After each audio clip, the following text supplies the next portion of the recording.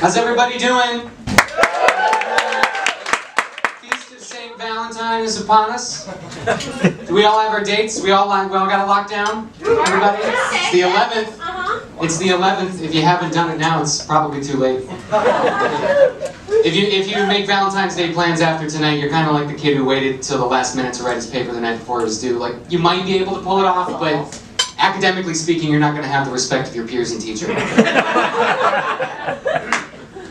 Love is in the air. It's also Oscar season. Yeah. A lot of good love stories in the movies this year. Anybody see Call Me By Your Name? Anybody see this? Yes. Great movie. If you haven't seen it, if you're not familiar, Timothée Chalamet, great actor, plays the luckiest son of a bitch in the northern hemisphere. This motherfucker lives in an Italian villa. They drink wine and eat eggs every day. He just plays classical music and reads books and sits in the hot tub and thinks about how everybody wants to fuck him. He gets to explore his sexuality in ways that most of us could never have dreamed of. Vacillating between this beautiful girl from the Italian village and a golden man, Armie Hammer. We should all have been so lucky.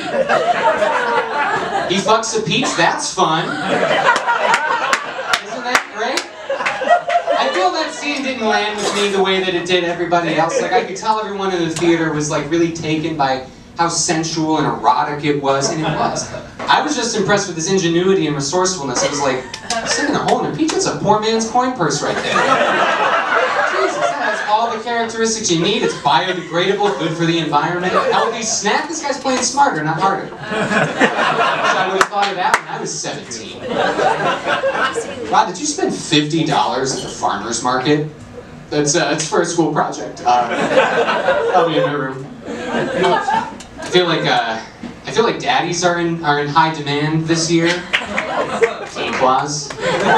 Hear about these daddies that walk amongst us, these professional men, usually older, exhibit some fatherly characteristics. It's unfortunate because I feel like I have the undesirable characteristics of a daddy. Like, I just have an embarrassing taste in music and a shitty body. I don't have an expense card or like a nice car, but like I'll sing Gordon Lightfoot at karaoke and complain about hemorrhoids. Look at how I'm sitting right now. This is the posture of a man who's about to call you kiddo and like ask how the other kids at school are treating you.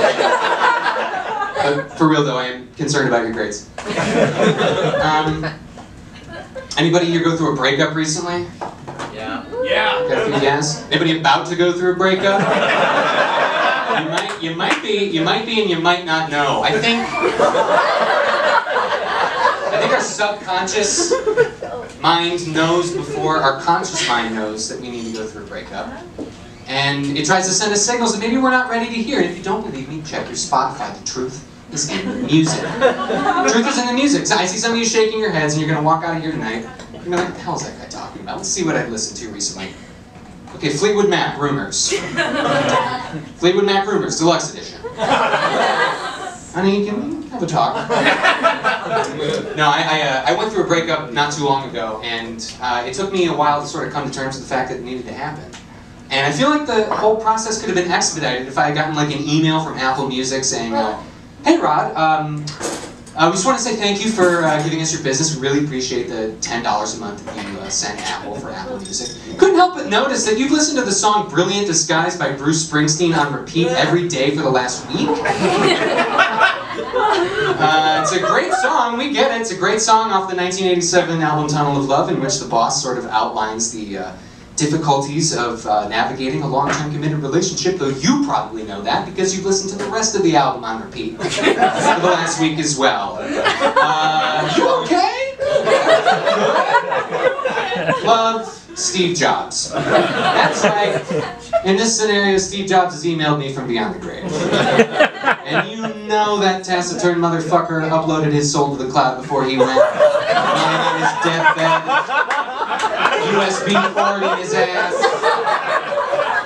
He turns to the nurse, he's like, wait to reboot me until after they unfreeze Walt Disney. That way it'll be less shocking.